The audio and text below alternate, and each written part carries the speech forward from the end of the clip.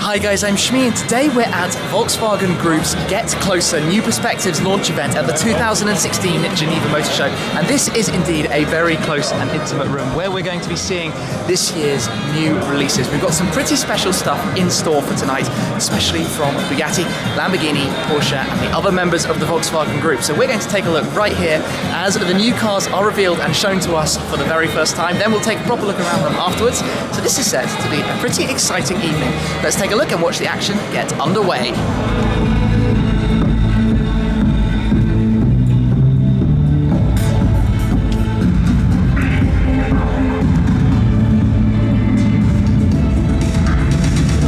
That has taken us by a little bit of a surprise then. The shutters have lifted and we're going to take a walk around and have a look at the cars that are here. We'll get ourselves started with Lamborghini. Now I had hoped that the Centenario hypercar was going to be here this evening, but we will have to wait for tomorrow's launch event at the main Geneva show. Instead we're looking at this, which is the Lamborghini Huracan Avio. The Avio, translated literally, means aviation. It is a tribute car finished in sort of satin blue with the white paint, with the stripes, the white splitter, the white side skirts, black mirror caps, the 63 badge on the side. Very little information to actually see right at this second. There are going to be 250 of them, and you can kind of tell it's a bit through Lamborghini's ad personam program. Cars can be customized. Very cool seeing the carbon fiber through there at the rear. But this is the Avio, which is the first limited edition, I suppose, for the Huracan. It's an LP610, I believe. We can confirm that from the side. Yes, LP610-4, so it retains the same 5.2 litre V10, naturally aspirated 7-speed double-clutch gearbox, 610 horsepower, 4-wheel drive. So the Lamborghini Huracan Avio is the first car we can see here at the VW Group Night, and I imagine being a limited edition it will have sold out very quickly. If not already, it will do in the very near future.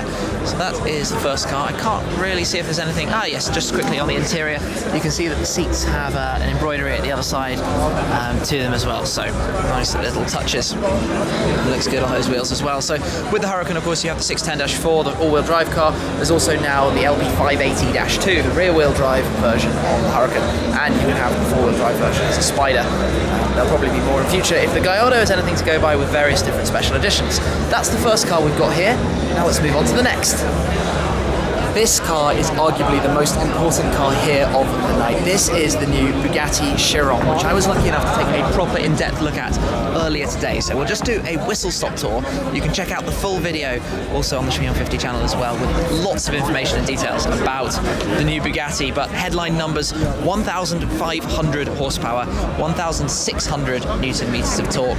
It retains the quad turbocharged 8-litre W16 engine, all-wheel drive of course, but now with some significantly more aggressive looks and drama to the car. So it's very, very wide. The new 8 adaptive headlights heading all the way out towards the edges, the full width of the colour down through the lower side, the sort of central spine you see up through the centre, over the roof and down towards the rear.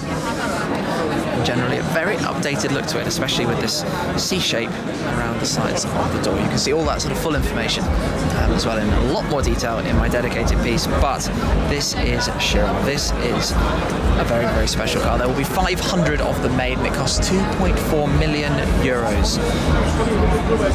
Around the rear we've got the single full width 1.8 metre rear light.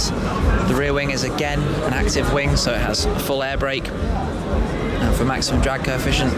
Handling mode, we'll put the wing up, lower the car, optimise it for the track.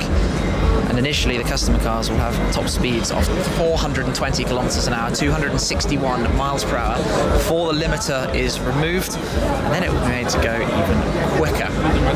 We'll take a quick sneak peek around, have a look at the interior, where you can see a lot of new design touches. So everything to do with the driver is kept over to the driver's side, so you've got all the controls on the wheel. The jog dial to the bottom left is of course for the different handling modes, so you have autobahn, handling mode, and then lift system to the left, obviously to lift the car up. The engine start button positioned just to the right. Now a nice touch is on the dashboard. The speedometer in the centre is just like a fine watch. The counter is analog. It goes all the way up to 500 kilometers an hour at the top end, with 250 kilometers an hour being seen right up at the very top. You have the sea that you can see from the outside carrying through to the centre there.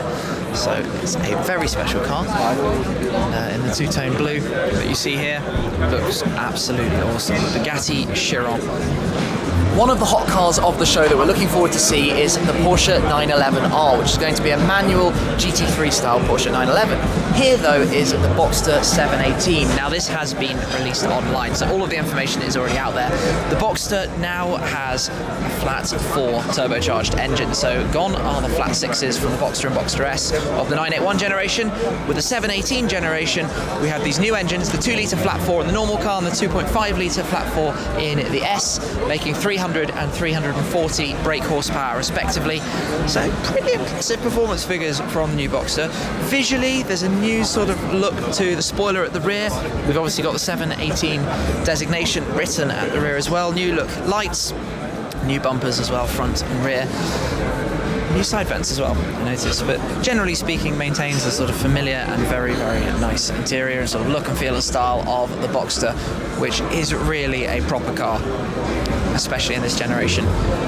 Doesn't necessarily deserve sometimes the brand image that gets given to the Boxster, because when you take one of these out for a drive, it is an awful lot of fun. So Porsche here, they brought the new Boxster 718 to VW Group. Right. We shall move to Bentley, and we have the Mulsanne EWB, the extended wheelbase, and you can see this is quite a large car for maximum comfort in the rear. So we'll come straight through and have a look at that. Behind the curtains, you can immediately see where luxury is king. Everything in here is beautifully designed, incredible materials, wonderful fit and finish, even through to the cushions on the seat. Table sort of folding system in the centre. This is a very, very beautiful interior. The way the screens rise up out of the seat, that is also rather nice to look at. And everything's just sort of lovely to the touch, as you'd expect. With everything, I suppose, up front, maintaining its original sort of look and feel. But here, this particular car, we've got the pinstriping down the side, dual tone to the paintwork. Generally looking very nice. Handcrafted by Bentley Motors Crew England on the plaque there as well. So I'll just shut up the door. That's actually interesting, the way the sort of line through the rear follows those rear haunches, which are such a sort of trademark Bentley design feature, with a separate line through to the front.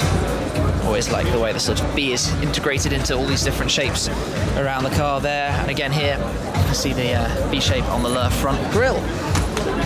In the headlight there as well. So this is the extended wheelbase. Also expecting to see an even longer Mulsanne as well, but the extended wheelbase would certainly be a very, very luxurious car in which to be driven. I certainly wouldn't mind that one bit. The Bentley Mulsanne EWB. In the Audi corner, we have the Htron. Now, this was actually revealed at the Detroit Motor Show, but this is, of course, the first time I have seen it. This is Audi venturing into the hydrogen fuel cell powered cars. And this, in fact, has a 373-mile range, 0 to 60 under 7 seconds from a 282 horsepower. So it's sort of stylish, quattro concept, crossover. That sort of looks like it could come into production at some point in the not too distant future, but it also just gives us a sneak peek into some new sort of light design and Audi's grille direction with the sort of aggressive outlines and just sort of widening that front grille on their cars.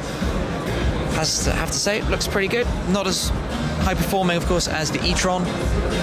We can take a sneak peek through the window here, have a look at the inside, where we've also got a glimpse of all the sort of full digital displays. That's actually awesome with the 3 displays. One massive driver display, a central navigation sort of system display, and the lower one as well with the air conditioning controls and the like. If I just stick my camera in the car, you can have a proper look at all of that. So that is the Audi Htron.